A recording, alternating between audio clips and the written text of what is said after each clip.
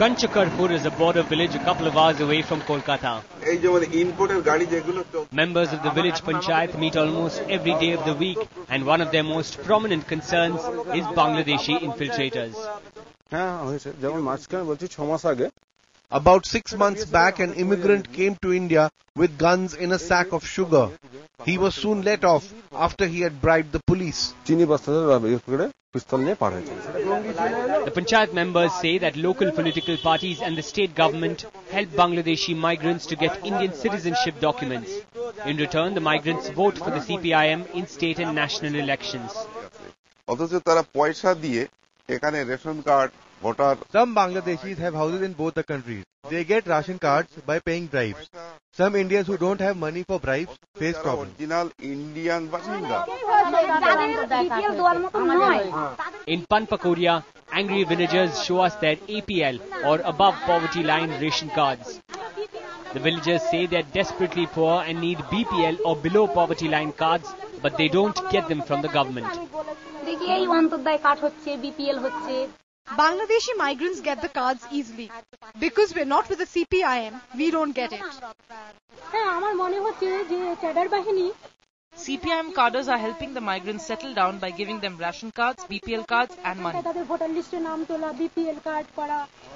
Along the border districts of West Bengal, the presence of Bangladeshi immigrants is unmistakable. So it's actually the porosity is of two kinds. One is they can very well mix with the rest of the population in West Bengal. The other one is even if you look at the dialect, if you consider the dialect they speak, the children speak, you can't tell them apart. As soon as they came, they were issued with ration card. And as you have a ration card, that is a document, an identical document to get yourself as the voter list. Large numbers of Bangladeshi refugees came to India after partition.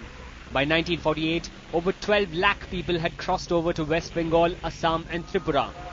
60 years after independence, that number has gone up to 20 million according to the Home Ministry. This coming and going for economic purpose, I don't consider is a threat.